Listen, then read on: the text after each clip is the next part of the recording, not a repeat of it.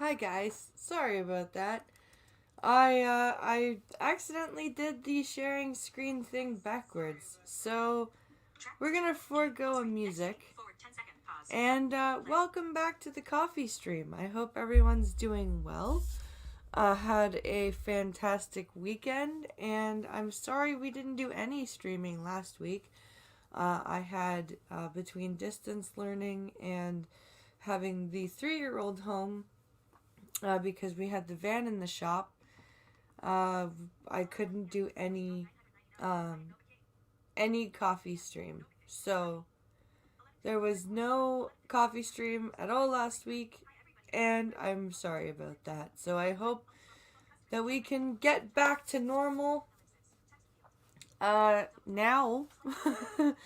And the first thing that we're gonna do to get back to normal is have technical difficulties because I have to back out and reshare everything. Well, no, actually, now I don't, because if I go and close the YouTube window,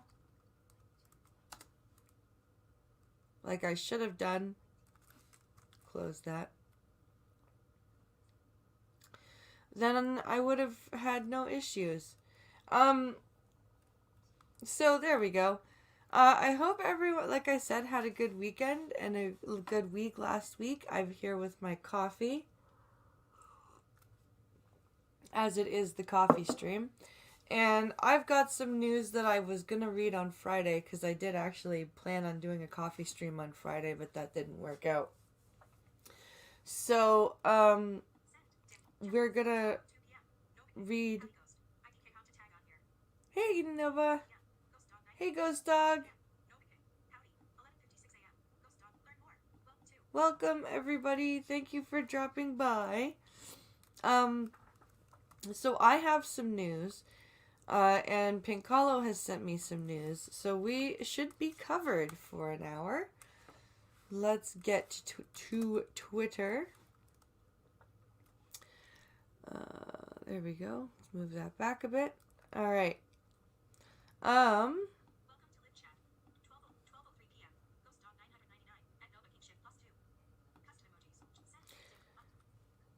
Let's see here. Oh, I need to make sure that I'm on the direct messages tab. That would help.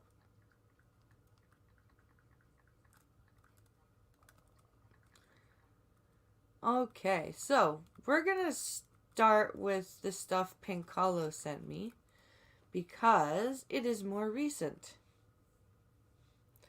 So let's go over here.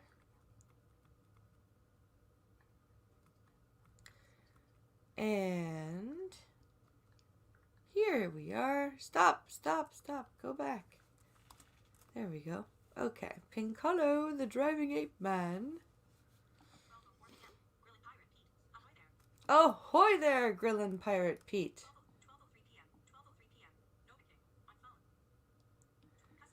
Oh, yeah, Nova, what you do if you're on your phone is you just find the @ on your phone and then type in whatever name you want. Okay. So, the first thing we have here is about the pipeline. So we're going to open this and then go back and share the screen.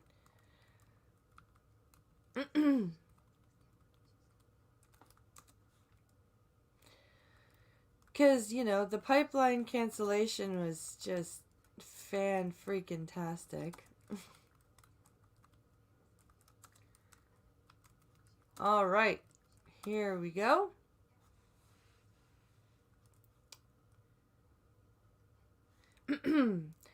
Harris, killing Keystone, Biden's gift to Trudeau. Author of the article is Tom Harris. So this is published today. And we've got a picture of Trudeau and Biden when he was vice president. And what the hell is on my arm? Sorry. That was very random, but I had like something on my arm that shouldn't be there. Um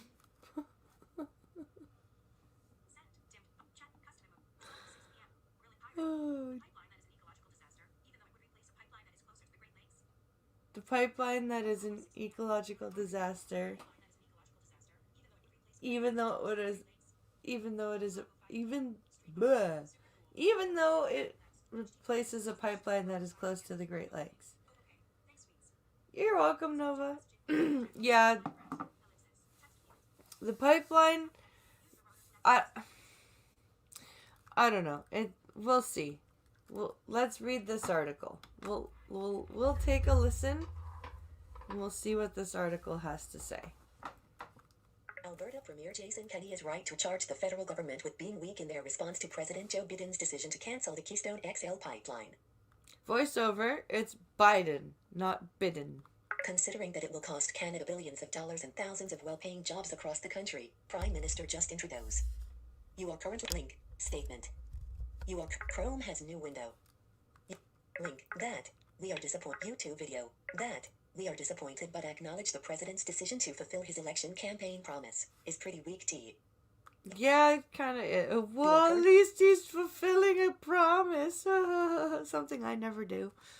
YouTube video group. You are currently Biden versus Trudeau and Keystone. Press sees PM's weakness on oil. YouTube frame end of YouTube video. Foreign Affairs Minister Mark Garneau was equally placid.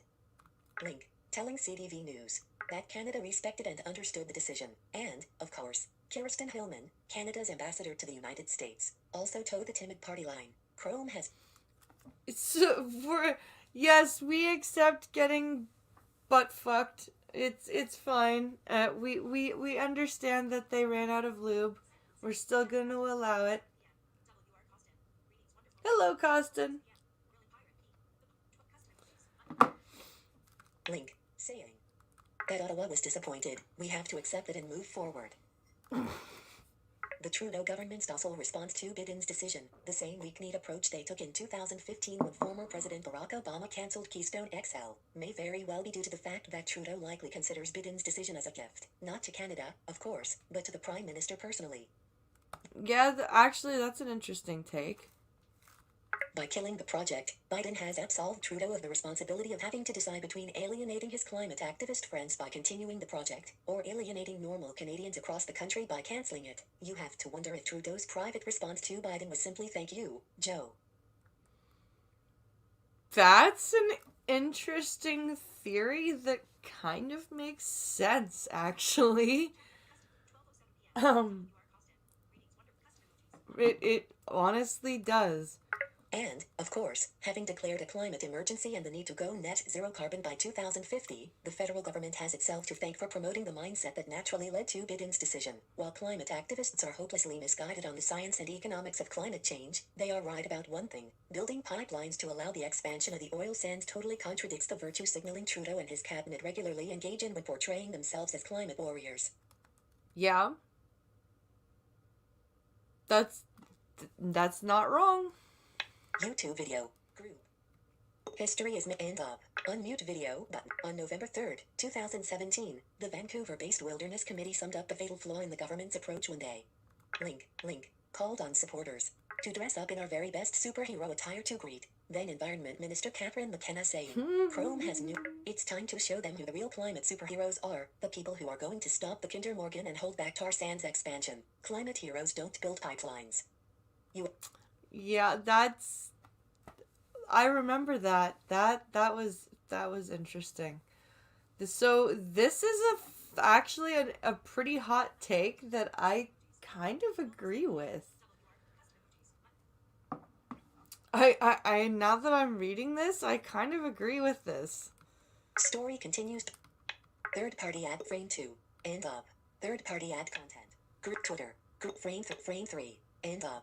Link. Kenney also must take responsibility for his role in indirectly encouraging the cancellation of Keystone XL. After all, while promoting Alberta's hydrocarbon fuels industry, the Premier supports the climate scare at the same time despite the fact that the climate movement seeks to end the use of all fossil fuels, even in Chrome had Link, his January 20th speech. Deriding the federal government for their inept response to the pipeline cancellation, Kenny used politically correct language that reinforces the notion that we face dangerous human-caused global warming. You are currently... Well, see, okay, that's true. You can't have it both ways. You have to, if you're gonna be decrying somebody for being, fear mongering about the climate, you can't then turn around and use the same language. And, of course, Saskatchewan Premier Scott Moe, even while opposing the so-called carbon tax and promoting adaptation measures, also supports the climate scare. Indeed, no. Link. Boasted that the province's Prairie Resilience Climate Plan will reduce greenhouse gas emissions from the electricity sector by 40%. Oh, Jesus Christ. Why are you guys doing this? You cannot play ideologue with with the climate stuff. If you're gonna decry climate fear mongering, decry it across the board. Don't then turn around and use that same language to bolster your party numbers with the undecided / corporate minded people who will toe that line because that's where the money is. So, the nonsensical climate change language federal and provincial governments have been using for years has finally come home to roost with the cancellation of the Keystone XL pipeline. Canada is reaping what our politicians have sowed. Yep. Tom Harris is executive director of the Ottawa-based. You are currently on International Climate Science Coalition. Crow. Okay, so he knows what he's talking about.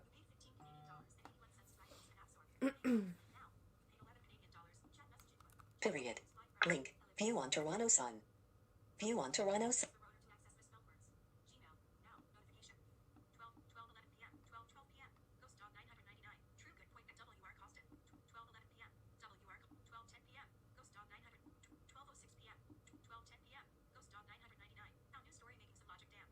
Yeah, the news story is making some logic, actually.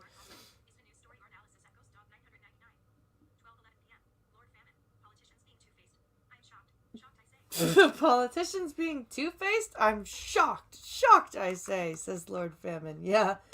This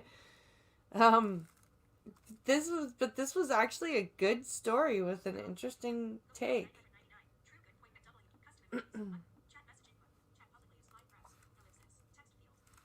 All right, that was a good one from Pincalo. Okay, the next one is from the CBC, and it is also from Pincalo.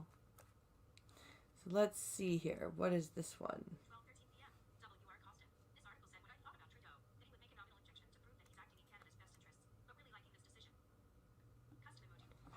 Let's see.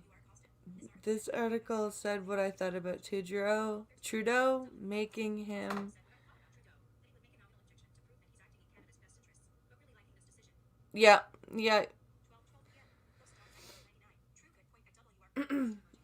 Yeah, this was a good article. All right, next story. Back to StreamYard so I can share the screen. Okay. And I'm going to finish off with the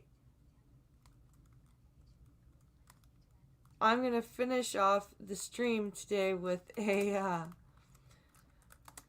video that I did on TikTok. It's called a duet. Oh my god. Okay. This is going to be interesting. Copycat pot edibles that look like candy are poisoning kids, as opposed to the pot edibles that look like dog shit. Okay. Let's take a look here. Chrome has new window. Illicit cannabis candy stoner patch image. Illicit cannabis candy stoner. Okay. The package on the right is regular candy. The other contains enough THC to seriously harm an adult. Health Canada rules say cannabis-infused edibles can't be packaged with images or bright colors that can appeal to children, must have child safety warnings and be child-resistant CBC. Link. Read comments. It's so shocked. Dr. Jane Peg couldn't believe her eyes when she saw the pot edibles that had poisoned a 2-year-old who had been rushed to the emergency room in October. You are correct. Well, okay. How did the 2-year-old get their hands on? Okay, regardless of the packaging, okay. If you buy as a parent your edibles, regardless of how they are packaged, why are you putting them where your 2-year-old can get them? Why are they not like high up in the fridge, in the back of the fridge, or in a high cupboard somewhere where you have to stand on tiptoe to get it, or I don't know, in one of those freaking mason jar thingies with a hard to open lid with the clasp put up in a high cupboard again where you have to stand on tiptoe to. Why are kids able to get the fucking edibles? Parents, what the fuck? Okay, read on. It so shocked and appalled me. The package looked almost identical to gummies that are sold as candies in the store, the Nanaimo, BC, pediatrician said. Okay. Why did the parents leave it in the reach of the child? The boy wasn't moving and was having trouble breathing. You are correct. Yeah, because he's 2 and he ate a gummy for an adult. And why did the adult leave the gummies where the 2-year-old could find them?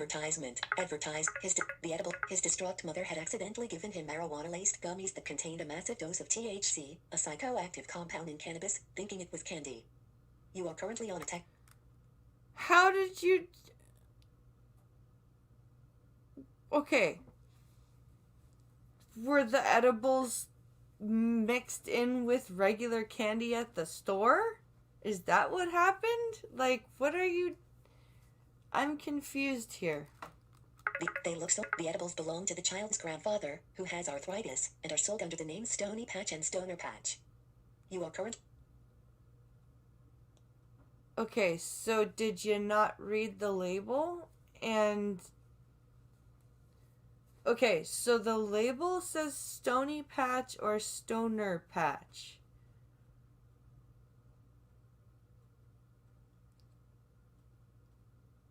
Even if I was not a pot user, if I saw something called Stoner Patch, I don't think I'd give it to my 2-year-old. You know what I'm saying here? Hi, Gunny.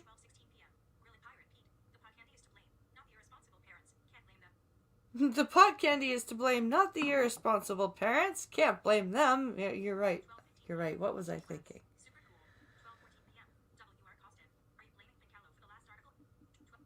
Let's see here.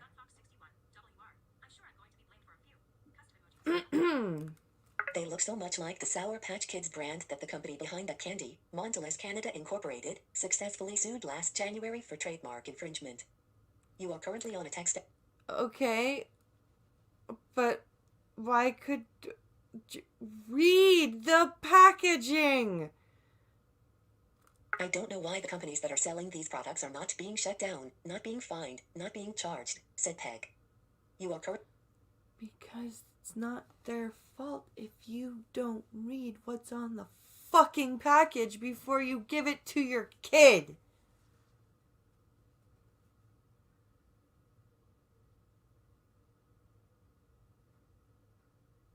You know what I do when I'm, as a blind person, when I don't know what's on a package? I either take it to the sighted person in the house who can read what's on the package, or if he's not home, I use an app to read what's on the package, so I know what I'm giving my kids. I don't just go, oh, here you go. Here's a snack. I hope it won't kill you. Fuck, man. What the hell is wrong with people? Cannabis edibles that copy products aimed at kids. Image. Go Public found hundreds of websites selling illicit edibles with packages designed to look like all types of candy and chocolate bars. CBC. How are they illicit? They're legal now. Cannabis-infused edibles, including gummy candies, chocolate, or baked goods that are sold legally must follow Health Canada rules, including a 10 milligram limit on THC. Chrome has new A 10 milligram limit? Seriously? They also can't be packaged with images or bright colors that can appeal to children, need to have child safety warnings, and be child resistant. You are advertisement. Third party frame 1. End up. But copycat products often break all the rules. Go Public found hundreds of websites selling illicit edibles with packages designed to look like all types of candy and chocolate bars, everything from Sour Patch Kids, Pop-Tarts, Snickers chocolate bars, and more. Yeah, because they're for adults and they're not. Somebody please think of the children, not somebody please slap the irresponsible parents. I'm. Good morning, Polly. I'm very unhappy about this story. The sites are part of a huge and illegal marketplace that operates openly, under the nose of the government and law enforcement. You list one item, bullet, link, team, end of the. I think these websites are operating quite flagrantly, said lawyer Trina Fraser, who specializes in cannabis regulatory law. I think there is a certain amount of jurisdictional struggle over whose responsibility it is, because these enforcement actions cost money and someone's going to bear the cost of that, she said, referring to provincial, territorial, and federal governments and the multiple police forces that are tasked with enforcing the rules. Yes, and because the federal government did such a shit job of implementing legal cannabis, this is the result. The 2-year-old Peg treated spent the night in hospital and was released the next day. You are advertisement. Third party ad, frame 2, end up. Peg's colleague, Dr. Jody Turner, has seen similar poisonings in the same ER. Sometimes they, children, need to be kept on a monitor. You're looking for whether or not their heart is stable. You're looking at whether or not they develop seizures or need a ventilator to breathe, she said. How about when the parents come into the fucking ER, the doctor goes, "Did you read the package before you gave it to your kid?" Well, yeah. And what did it say? Stoner patch? Really? Not sour, but stoner. Yeah. And you thought that was a good idea to give to your kid. Well, it looked like a candy. Uh-huh. And your reading comprehension is what? Oh, I would be a bad doctor.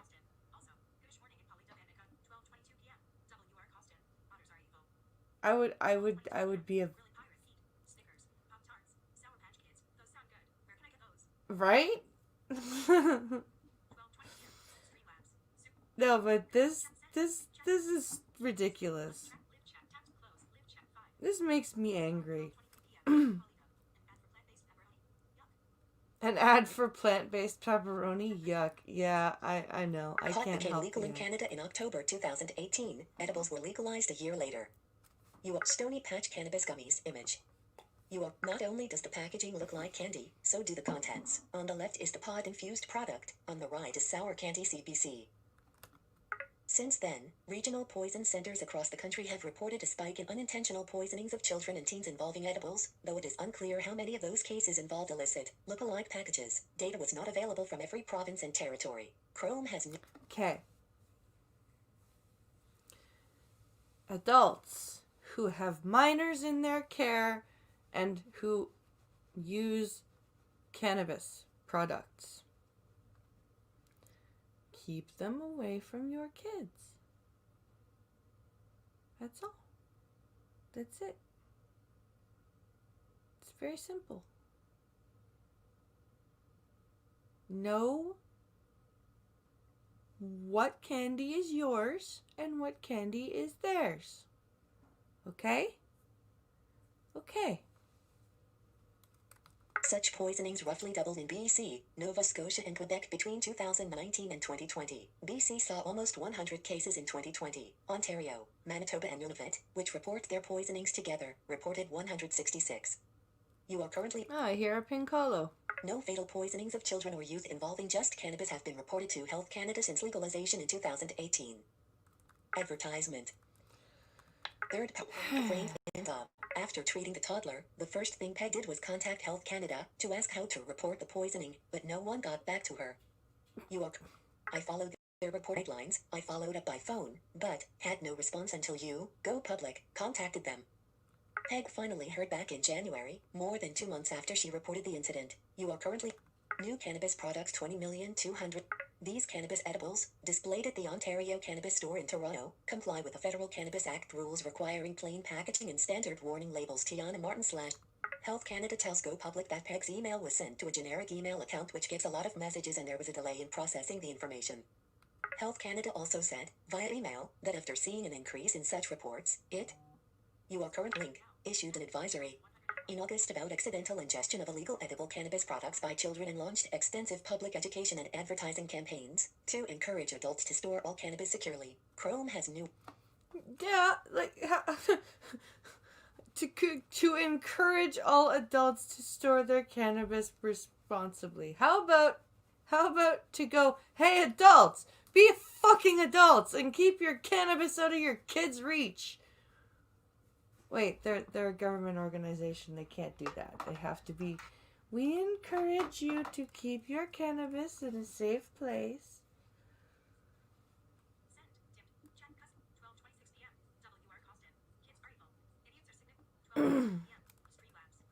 Kids are evil, idiots are significantly more so.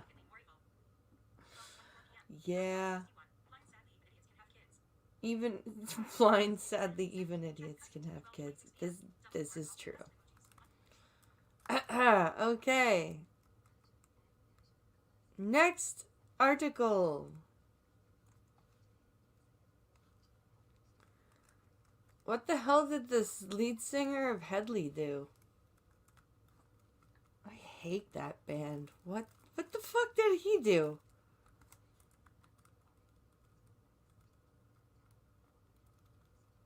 God, that guy's voice pisses me off.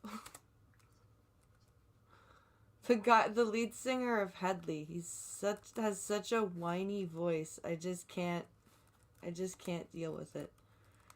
Okay, let's see here. Let's find out what the lead singer of Headley did.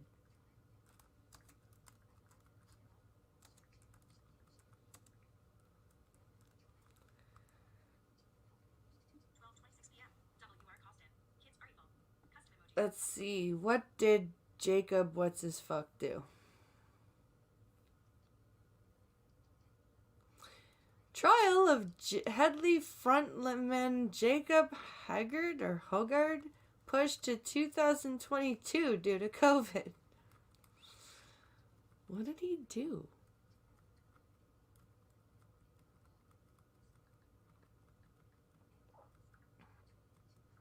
Okay, let's see. What did he do?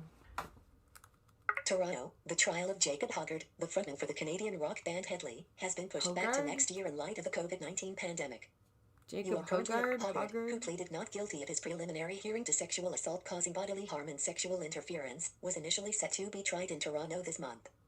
Sexual assault causing bodily harm? Holy fuck. A new trial date was then set for April, but given ongoing court delays and restrictions related to the pandemic, it has now been postponed further to January 3rd, 2022.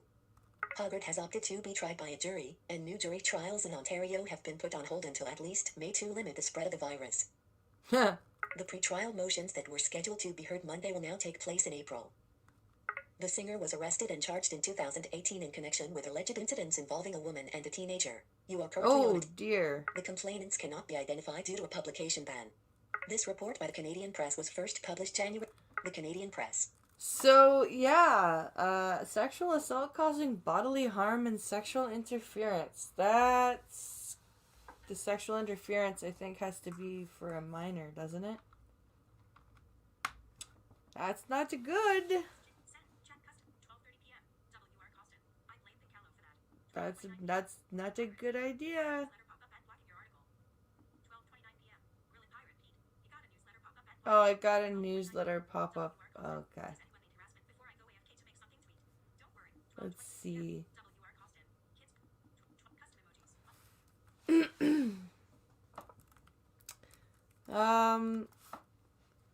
So bad singer of Headley. You shouldn't be doing that. Okay, let's see. We'll do one more. Oh, we're gonna do this one. We're gonna do this one for sure. We're gonna definitely read this article. Because when I was reading through the headlines earlier, it made me laugh. Okay.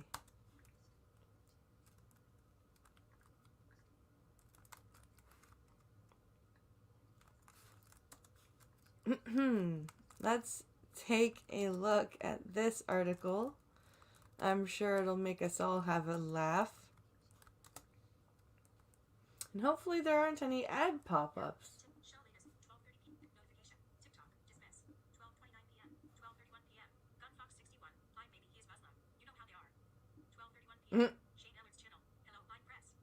Hello. You blame Pincolo for that.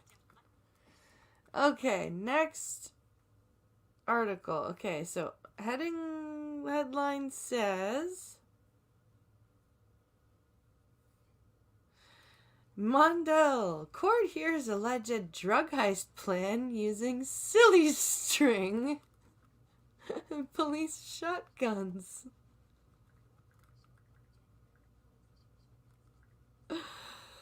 Oh my god. That's just okay. We're gonna read this one. It's from the 22nd, but still. Police issued shotgun seized in alleged corruption case that led to an assortment of charges against York Regional Police Constable Richard Seymour. He saw themselves as Butch Cassidy and the Sundance Kid about to use police issue guns and ammo to hit a drug warehouse. Oh god. We can't got in with pea shooters, York Regional Police Constable Richard Sr. told his new friend. We have to go in heavy. You are currently a YouTube video. Group. COVID battleground. Why? End up. As they allege, they're plotting over yet another breakfast at the Big Sizzler. Would have made a nice buddy movie if one wasn't accused of being a dirty cop and the other wasn't an undercover operative about to nail him. Chrome has... As they allegedly planned the robbery, Senior suggested they take their shotguns, wear their bulletproof vests, rubber gloves and black masks. Yeah, this some LA, PDS, buddy, some SHIELDS, Senior said. Oh god. Laughing on a recording played at his virtual judge-alone trial. Yeah, fun and games. You are currently on it. It's hard to read it when you black out all the fucking swear words. Senior, 46, didn't know he was being recorded by his colleague, who was actually working for Project Taboo, Europe's internal corruption investigation. Another undercover officer from the RCMP posed as a drug dealer who had told Senior about the fictitious warehouse loaded with cocaine. The identities of both are covered by a publication ban. Where's the silly string? I want to hear about where the silly string comes in. Frame 1. I love silly string. Chrome That shit is hilarious. YouTube video. Group caught on camera. Man wanted in shooting end up. Unmute video button. Senior has pleaded not guilty to 14 charges including trafficking in cocaine and steroids. I plead not guilty even though there's a recording of me. 4. Breach. End up. Of trust and possession of a loaded shotgun. On his 4th day of testimony, the undercover officer described how he and Senior discussed the supplies they'd need and went shopping together at Walmart. In another recording, the two sound like teenage boys, joking about getting matching dark skinny jeans and goofing around in the toy section as Senior is adamant about buying silly string to spray out any surveillance cameras.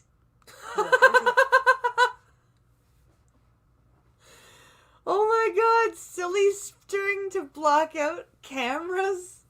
That's hilarious. I'm just picturing them shaking up the cans. Okay, what color of silly string should we buy for the cameras to be blocked out? Oh, let's get orange. No, let's get blue.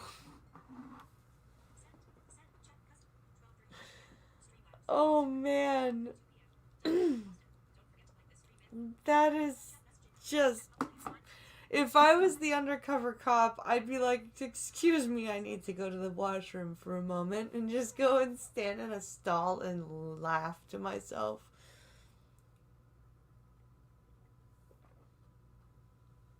It's just like, he wants to take out a drug warehouse with fucking silly string. How does Walmart not have silly string? He complains, before finally finding it. You are currently on it.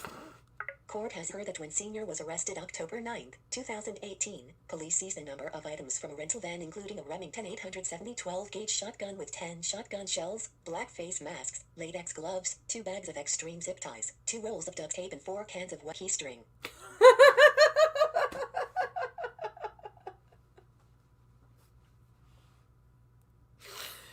Oh my god! He actually had the fucking the silly string. That's amazing. That's Evidence seized in alleged corruption case that led to an assortment of charges against York Regional Police Constable Richard Senior, 46. Image. Here's the picture. Evidence seized in alleged. There's the picture of the of the evidence. By September 24th, Senior had received a call from Henry. There would be $100,000 inside, maybe 5 or 10 keys of cocaine and 2 people guarding outside. Chrome has new. The undercover testified that Senior told him he'd arranged to unload the drugs for $32,000 a kilo. Huh. Think about the numbers, he says on the recording. We break in, contain everybody, grab the product, grab the cell phones, grab any ID off. You are think about the numbers, anybody and then we bounce. We fucking bounce, yeah. But first they'd have to get by the guards. Heading level 2. More on this topic. Oh my goodness. Link, heading left. Next item in carousel. This, what a dumb man. Oh my god. What's that line from Toy Story? What is it? Buzz Lightyear says, "You are a sad, strange little man." Yeah, that's this guy. Oh my lord. That's just too funny. Okay. Now we're going to... I've got a couple of stories that I was going to read on Friday, so I'll go grab them.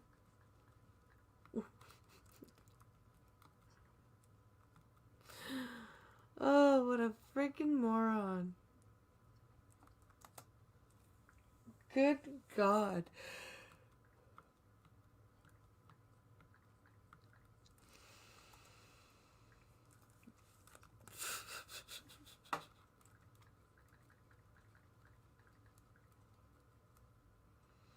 Like, could you imagine being the drug dealers watching as some dumb motherfucker starts blacking out your surveillance cameras with silly string?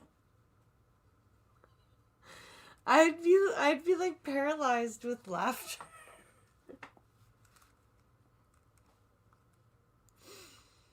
Oh man, because that stuff just falls off.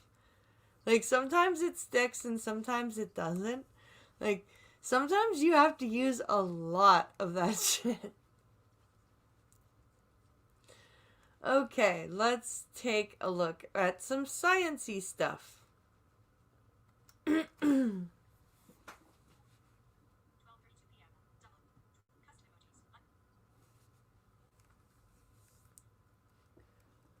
Okay.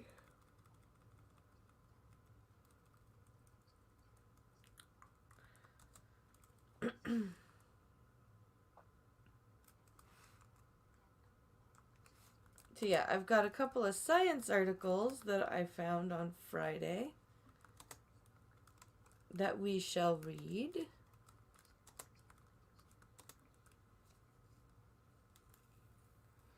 The first one is about a laser system. And hopefully it does not get blocked by a freaking pop-up.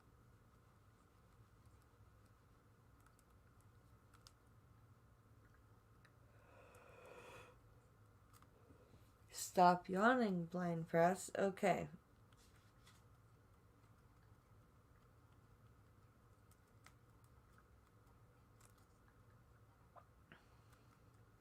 Where are we here?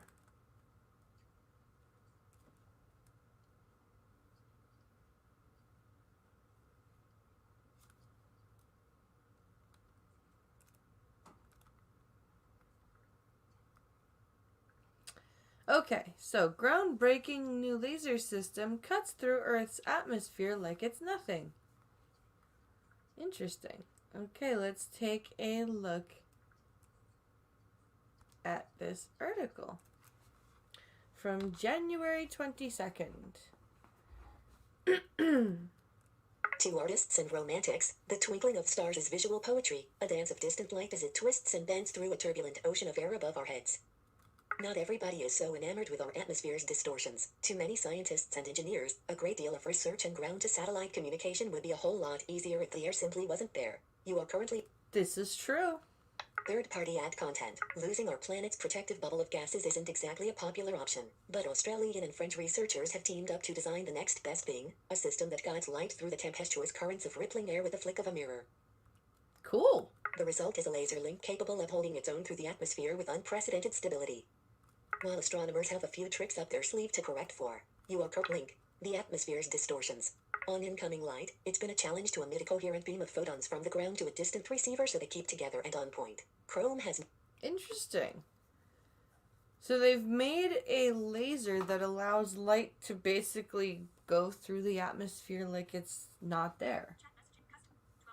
That's cool. Keeping transmissions on target and coherent with their phases remaining neatly in line through hundreds of kilometers of shifting air would allow us to link highly precise measurement tools and communications systems. Yeah. Satellites could probe for ores or evaluate water tables with improved precision. High-speed data transfer could require less power and contain more information. Lead author Bendix Matthews, an electrical engineer with the International Centre for Radio Astronomy Research in Australia, explained the technology to Science Alert. Third-party the active terminal essentially uses a small 4-pixel camera, which measures the sideways movement of the receive beam, says Dix Matthews. This position measurement is then used to actively control a steerable mirror that keeps the receive beam centered and removes the sideways movement caused by the atmosphere. You are currently on... Oh, cool.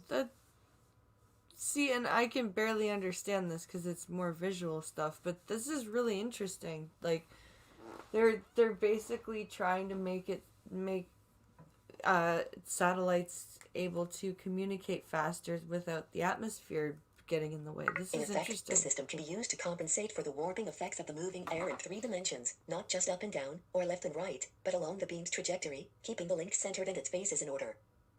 Very interesting. So far it's only been tested across a relatively short distance of 265 meters, about 870 feet, about 715 meters, just under half a mile, of optical fiber cable was run underground between the transmitter and receiver to carry a beam for comparison. The results were so stable they could be used to connect the kinds of optical atomic clocks used to test fundamental physics, such as Einstein's theories of relativity. You are currently... Wow.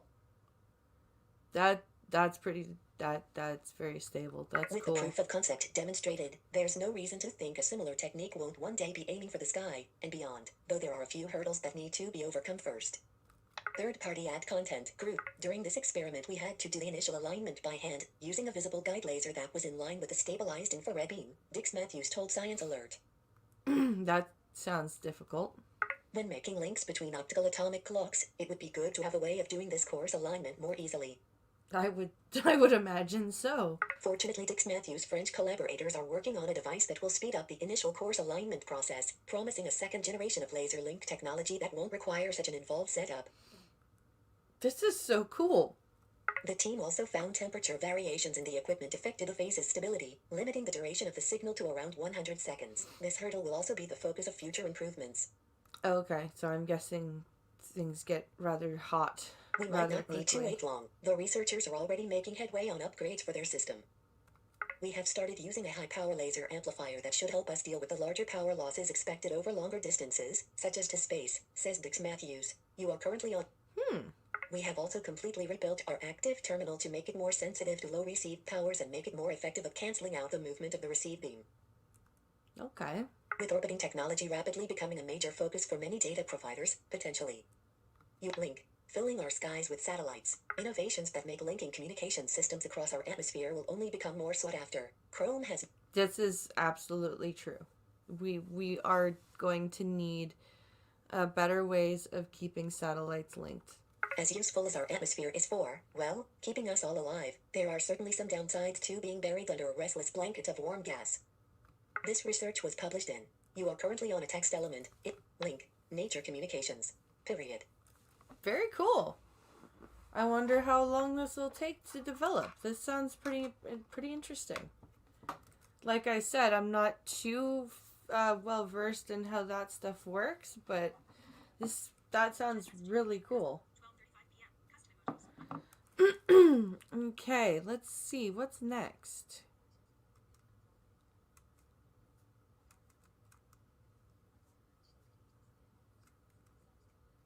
Oh, here we go. This story will probably make us all upset. Let's take a look here.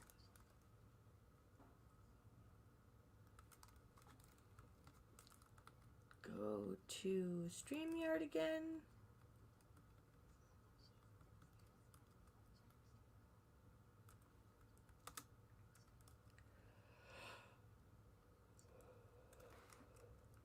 And share.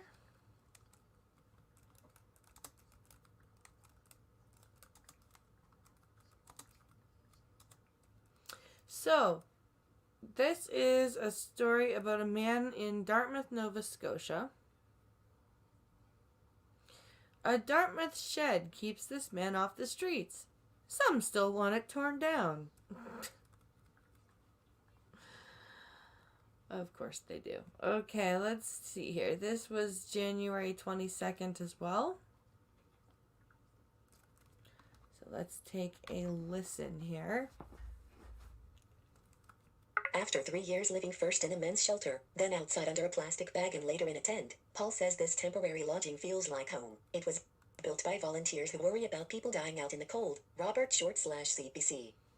So I guess this is a picture of the shed. From the sidewalk on a busy road in downtown Dartmouth, NS, it looks like a small shack has been dropped into a thicket of trees. Weather-resistant house wrap covers the plywood walls of the 6 by 8 by 8 foot structure. There's a steel roof, a window and a door that locks, but a closer look reveals this is no storage shed. This is Paul's place. 4 walls and a floor and a roof, and it's warm in there, said Paul, 49, who didn't want to share his last name. It's secure, it's home. You are currently...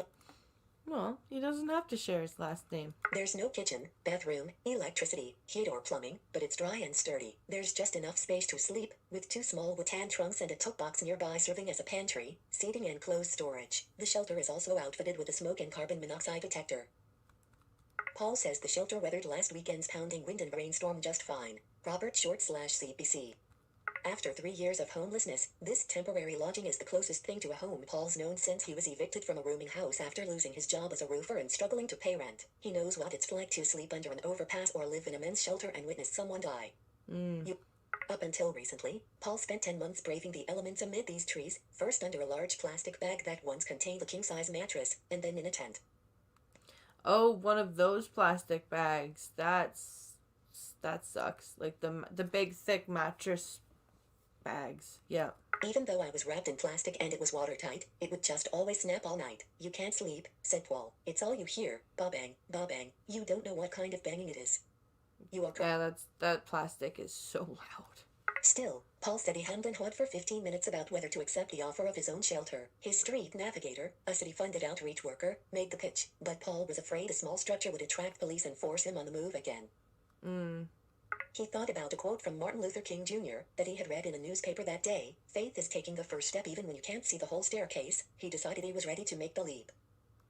Within hours of saying yes last Saturday, the roof over Paul's head was built by Halifax Mutual Aid, a group of anonymous volunteers on a mission to build watertight, insulated shelters for anyone sleeping rough because otherwise residents of Halifax will die, it states on its webpage. That's an admirable program, I would say. Paul kept the quote that inspired him to say yes to the shed. It quotes Martin Luther King Jr. Faith is taking the first step even when you can't see the whole staircase. Robert. It's estimated that nearly 500 people are currently homeless in the Halifax area. You are currently on the lifeline is also political. Tired and frustrated by an inadequate response to homelessness by provincial and municipal governments, the volunteers are trying to prove the housing crisis is no crisis at all if action is taken. Well, see, that's the big problem, is that in every province, there are so many people passing the buck on homelessness and passing the buck on trying to find shelter for homeless people.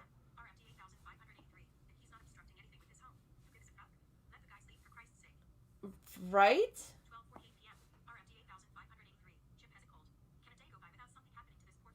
Oh, Chip has a cold. I'll check your. You know what I'll do on Wednesday. We'll do some Gun Fox news, Gunny. Paul is the first to receive one of the group's builds, which it calls crisis shelters. Halifax Mutual Aid is soliciting donations to build more emergency structures, and in an email to CBC News, the group said its next temporary lodging is spoken for. This is not a happy, feel-good project for us. While we are driven to help, this situation is heartbreaking for us, said one volunteer. Yeah. Yeah, that, like, that has to, like, you hear about people wanting to build Habitat for Humanity, like, full houses, and these people, all they're trying to do is just build a temporary shelter so that people aren't, you know, because maritime winters are not any fun. They are cold, they are windy, they are wet. It is and the fact that these people are trying their best to build just some temporary shelters for people just so they're not literally sleeping in wind and rain. The sight of Paul and his friends hanging out, his street family, has alarmed some neighbors on a gentrified street with million-dollar views of the water. One resident complained to CBC News about the potential impact on property values and expressed suspicion over Paul's friends. Of course they have. The first crisis shelter was built in Sam Austin's Dartmouth Center District. He says it's not a solution to homelessness, but it's better than nothing at all for vulnerable people. Yeah.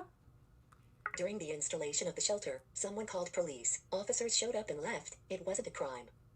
You are currently...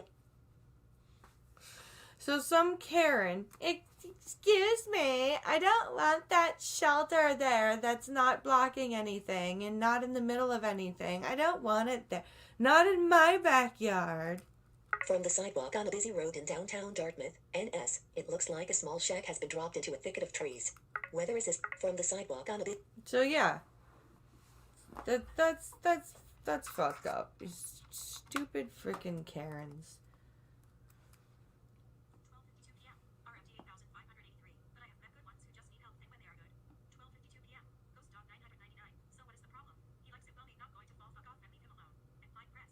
Exactly, Ghost Dog. Oh, yeah, I know homelessness is bad. Homelessness is just, it's so much not in my backyard bullshit that causes the homeless problem to just keep going. Yep. Yep. Exactly. Not in my backyard.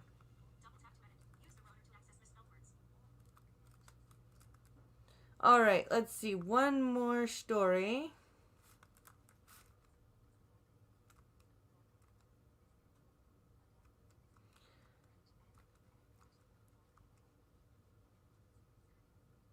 Oh yes, one more science one. This will be cool.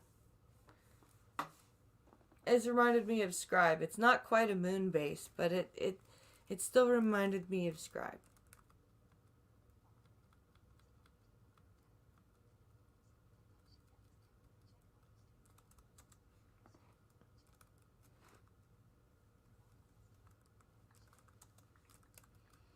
Okay.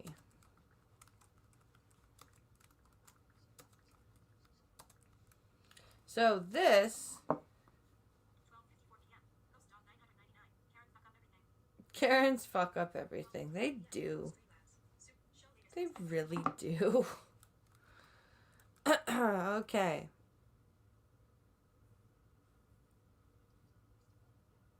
So this is from Universe Today.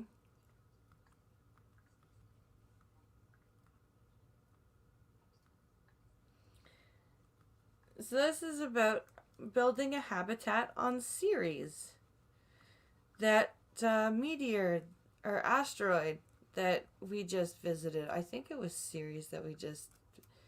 A habitat at Ceres could be the gateway to the outer solar system. Interesting. Let's take a listen here. Ceres could be the gateway to the outer solar system. In the near future, humanity stands a good chance of expanding its presence beyond Earth. This includes establishing infrastructure in low Earth orbit, LEO, on the surface of, and in orbit around, the Moon, and on Mars. This presents numerous challenges, as living in space and on other celestial bodies entails all kinds of potential risks and health hazards, not the least of which are radiation and long-term exposure to low gravity. Yep. These issues demand innovative solutions, and over the years, several have been proposed. A good example is Link. Dr. Pekka Janhinen. Chrome has new window. Link. Megasat S concept for a Link. Megasatellite settlement. In orbit around the dwarf planet Ceres, the largest object in the main asteroid belt. This settlement would provide artificial gravity for its residents while the local resources would allow for a closed-loop ecosystem to create it inside, effectively bringing terraforming to a space settlement. You are currently... Cool.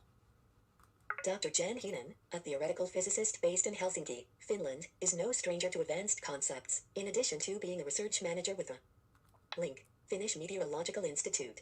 He is a visiting professor with the University of Tartu and a senior technical advisor to Link. Aurora Propulsion Technologies, where he is overseeing the commercial development of the Link. Electric Solar Wind Sail, Chrome Okay. SAil, concept he proposed back in 2006.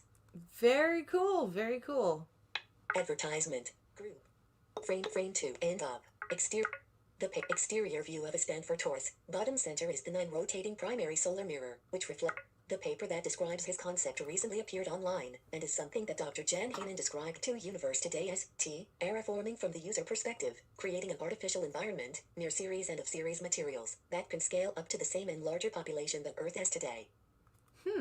Rotating space habitats are a time-honored proposal and a suggested alternative to, or in conjunction with habitats on other celestial bodies. The first recorded instance was Konstantin Tsiolkovsky's 1903 book, Link. Beyond Planet Earth, where he described a pinwheel station in space that would rotate to provide artificial gravity. Chrome has... Okay, so instead of living on Ceres, it would be around Ceres. Okay. This was followed by Herman Podo, Nick's expanded proposal in Link. The Problem of Space Travel, 1929, the von Braun Wheel, 1952, and Gerard K. O'Neill's revolutionary proposal in Link. The High Frontier, Human Colonies in Space, 1976, that called for a rotating cylinder in space also known as the Dyson O'Neill cylinder. or Neil cylinder. O'Neill Yes. However, all these concepts were for stations in low Earth orbit, LEO, or at an Earth sun. Link. Lagrange point. Period. Chrome has new advertisement. Group. Frame 4. And up. Frame 4 and up. At artists to pick. They provided, as Dr. Jan Heenan told Universe Today via email, a mega satellite in orbit of Ceres could leverage the local resources to create Earth-like conditions.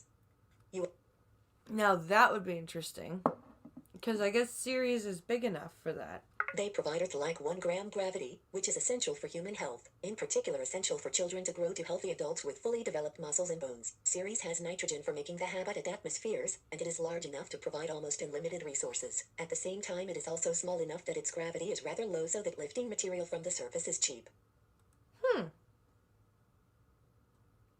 Interesting.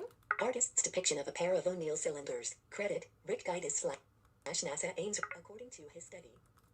According to his study, the mega-satellite settlement would consist of spinning habitats attached to a disc-shaped frame through passive magnetic bearings. This would allow for simulated gravity within the habitats, facilitate intra-settlement travel, and ensure that population density remains low.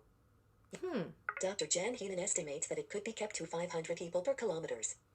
2. 190 people per me. 2. Whereas cities like Manhattan and Mumbai have densities of roughly 27,500 and 32,303 people per kilometers. Wow. 2. Or 71,340 and 83,660 people per me. For miles squared. Okay. Respectively. Advertisement. Group. Frames and up. That's insane. This is so cool. I'm so glad I found this article. This would allow for green spaces with gardens and trees that would produce the settlement's oxygen and scrub the atmosphere of CO2. As well as additional radiation shielding. Similarly, Ceres is known to have abundant supplies of ammonia salts on its surface, particularly around the bright spots in the Link. Occator crater. That could be imported to the settlement and converted to nitrogen for use as a buffer gas. Yep. Planar and parabolic mirrors located around the frame would direct concentrated sunlight to the habitats, providing illumination and allowing for photosynthesis to occur. While the creation of such a settlement presents many technical challenges and would require a massive commitment in resources, it would actually be easier in many respects than colonizing the link moon. You are currently Chrome has. That's actually true, because the moon is like a habitat around Ceres might be a more constant temperature than the moon could. Or this is interesting. Link Mars. Yeah. You are currently period. A view of Ceres in natural color, pictured by the Dawn spacecraft in May 2015.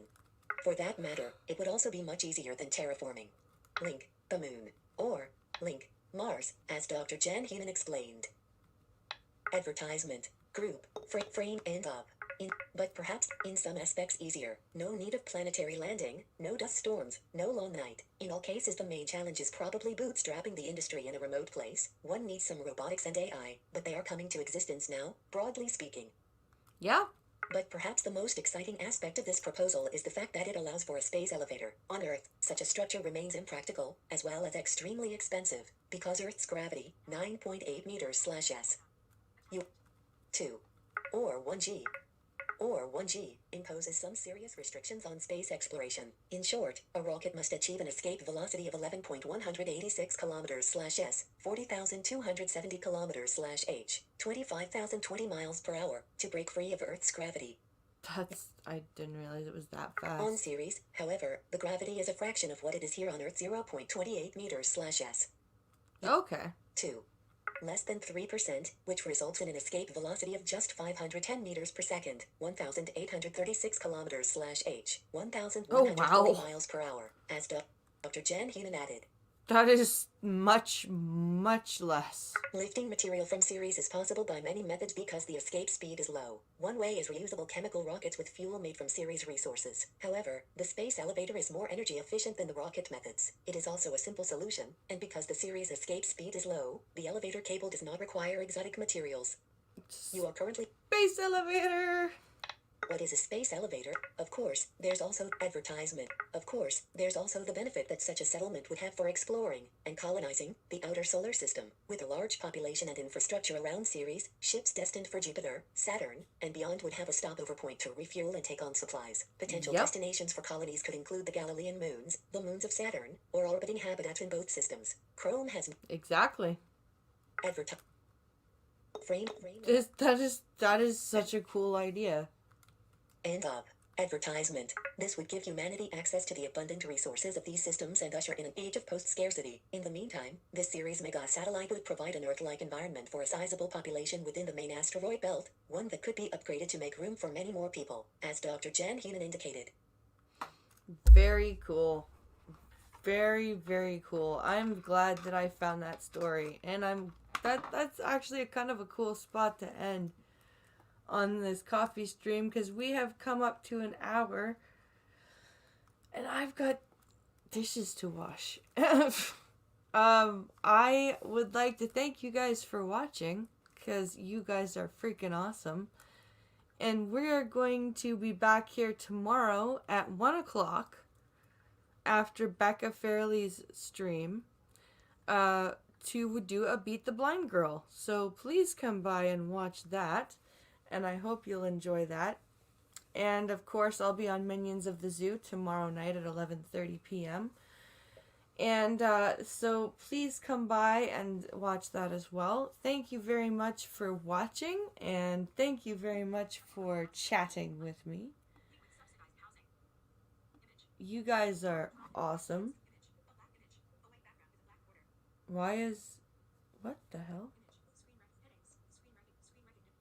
There we go. That was weird. So let's see what else before we leave. Yes, I will. Hey, Skip. The big question is, how do you get to Ceres? What do you make the space elevator out of?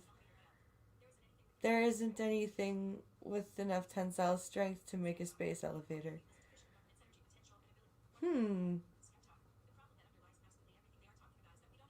The problem that underlies absolutely everything that they're talking about is that they don't have an efficient enough way to store energy. This is true, Scap. We should talk. We should get this. We should get this going on a conversation on like on Minions tomorrow or something like that, with Harry and Prospero, about space elevator and habitats and stuff like that. Anyway, um, I'm going to head up and clean up the dishes and everything, and I would like to thank everybody for watching me. And come by tomorrow, like I said, for Beat the Blind Girl. And of course, another coffee stream on Wednesday. So come back tomorrow, and I'll see you guys then. Thanks for watching. Bye, guys.